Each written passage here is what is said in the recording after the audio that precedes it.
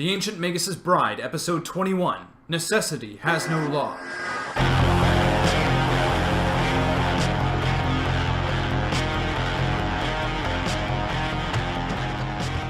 Greetings everybody, it is I, Fumencho, back at it once again with another review for The Ancient Magus Bride. Today we're talking about Episode 20. I just finished the episode, and that was crazy. That was intense. Especially that last, 5 minutes of that episode. Man, my heart was just very, very heavy. It was very, very heavy. This was a great episode. I really, really like this. I love the drama. I love this kind of dark, somber tone. I love what's happening in this series right now, and I love this twist at the end. And let's talk about it. My God, Elias, he chooses to basically sacrifice Stella, this little girl, for Chisei's life. She wants to pass that curse on to her, and that's insane.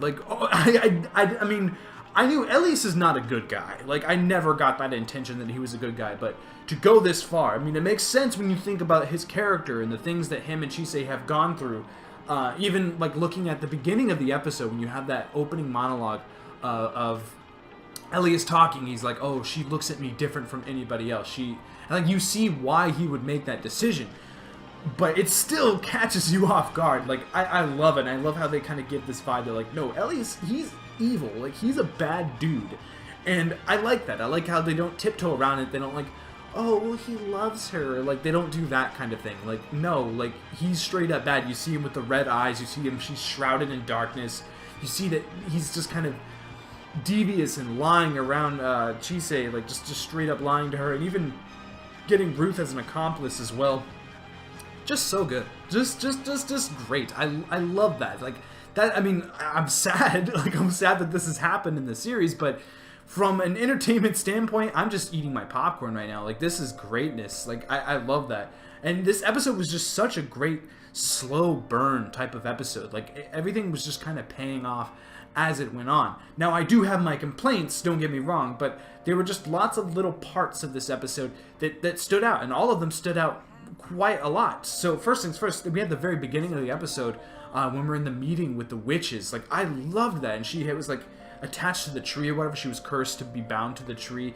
I love the dialogue there. I love the tone there, very somber. I love how she slips Elias this message, a life for a life. And I knew that we were going to go Full Metal Alchemist. I'm sorry about the loud noises outside. I knew that we were going to go Full Metal Alchemist from the previous episode when it was he mentioned life for life, we're going to have to make a sacrifice or whatever. I love that. I love that that's paying off now. Definitely getting a little bit of some, just a tad bit of some FMA vibes in a very good way. But I love that scene. I love the scene when Elias is kind of just plotting these things. Then we kind of get to my biggest complaints. When he reads the message, he decides to go off, and I don't really know what's happening. He goes to this place. I believe that's Tori there, the guy with the big hair. He's talking with him, but you don't hear the dialogue. He walks into this building. Tori hands him this book. You don't know what that is because you can't hear the dialogue. And then they walk out of this kind of library area, and then Elias holds up this piece of paper, and he's explaining things, but we don't understand it because we don't hear the dialogue. He tears the paper. Tori, I think that's Tori, because, again, we don't hear the dialogue. You see what I'm doing here? That's the complaint. There's no dialogue in this scene. It is a montage, and a very poor one. I don't like it when I'm confused about what's going on because it's not telling me. I like mystery in my series, but I don't like it when it's just oh, we're just keeping this from you. That's really, really dumb to me. It doesn't detract from the episode because the episode, it does detract from the episode, but it doesn't hurt the quality of the episode because I did enjoy it. I did enjoy the other stuff enough to balance out that, but it's just, why do that? I'm confused. I don't know if that was something that was in the manga. You see, they have this 2-minute little connection there. They talk for 2 minutes, and I have no idea what they're saying. There's just this good OST playing in the background, but their lips are moving I can't read lips, and I definitely can't read lips that are speaking Japanese. So it's just a really weird scene. I was kind of trying to piece it together, and I do kind of like that, but I just really was lost there. And that saddens me a little bit. What was that paper that he tore? What was that? I don't know. I really I don't know. But maybe you guys in the comments can help me out a little bit and piece that scene together. Because, again, there was no dialogue. Then we get to the conversation between Chisei and this fairy. That was really good. And then Nevin pops up again. It's good to see Nevin return. Really, really like that. I love... Another little complaint that I have is I like that Ruth joined sides with Elias. I like how Ruth was like, yeah, you're right. This is something we got to do. Like, I love her too. Like, I want to protect her. So this is what I have to do. But I wish Ruth was a little more talkative in these scenes. I wish he was kind of more expressive. Ruth isn't the most expressive character in the series, but I kind of wish he was more emotional, like more like, yes, like I want to protect her, but God, we have to do this. All right, like something like that. But he was just kind of like going along with it, like, okay, let's go. Like, yeah, that's fine. I kind of wish, again, he was just a little more character. I wish that they kind of focused on him just a little bit more. Ruth kind of always gets the back end of things. I feel like throughout this series, I kind of wish that he was more like a stronger character. I like that little story arc that we had with Ruth, with Cartaphilis and everything. Like, that was really, really cool. But I kind of wish he played a bigger role throughout the series. Hopefully, he'll get some shine towards the end. And then the end, when Chisei finds out that oh my goodness, just when he puts her to sleep, he's just like, Gomen, and puts that his wand up to her head. She just falls down, and you see like her eyes closing. You see his eyes just glow red. I loved that. I was like, what is going on? And then you have the scene, like he takes her upstairs. They light this candle, and things are dark. She busts into the room. It's just the scene unfolds really, really well. She punches Elias in the face. I loved that so much. Like, that was such a big moment for her as a character. It's such a big moment for the series itself. You see her hand is like already like bleeding, and it's like all scarred and stuff. That is awesome. Like, I was really surprised by that move by her. And then you find out that Stella is actually Cartaphilis, Joseph.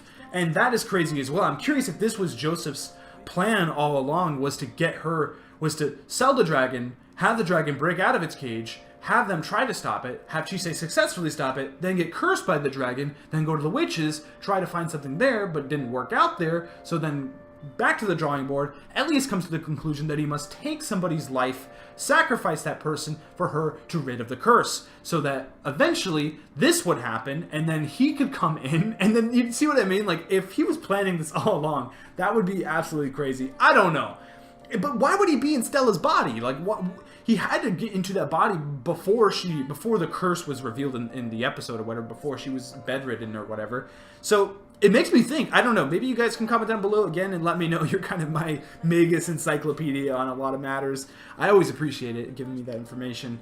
But yeah, really, really interesting there. And then you see that she just goes off with him at the very end of the episode, and I really don't know where we go from here. We're only 4 episodes. I think we have 4 episodes left. I think it's episode either 25 or 26. I think it's 25. Might even be 24. I have no clue. But that's man, what a dark ending. This was like the Empire Strikes Back of Magus episodes. And that's, again, a really good thing. Anyway, I think I pretty much talked my head off as much as I can. Great episode, great character moments, great reveals, plot revelations happening, the series is changing, things are dark, things are serious, the drama is here, which is what I love. Yeah, I'm really excited for next week's episode. Looks like we're getting a little dip into her past again, but it looks like things are a little bit more dark when it comes to her past. It looks like we're finally going to see what really happened. I love that kind of stuff. I never did watch the OVA. Should I watch that? You could also let me know in the comments if that's a necessary thing, or if I could watch that later or whatever. Yeah, I'm really curious. Also, comment down, what did you think of this episode? Did you like this episode? What did you think of this scene that had no dialogue, that was just like them talking? Like, what was that about? Was that a good decision to do? Was that a bad decision? That's something that was just translated from the manga? Comment down below and let me know. Hit the like button if you enjoyed anything that I had to talk about today. It's always appreciated. It really is. Every single like and every single comment means the world to me. And also something that means the world to me are my subscribers. So hit that subscribe button. Join the party for more Ancient Magus Bride reviews and reactions. Darling the Franxx reviews and reactions. I plan on covering more series in the future. My Hero Academia Season 3 is right around the corner. Gonna be making a video about that real soon. And I have big plans for this channel in the future, so yeah, stay tuned for that stuff, and yeah, everything in between. Thank you so much for watching, as always, and until next time, I will see you guys later. Bye-bye.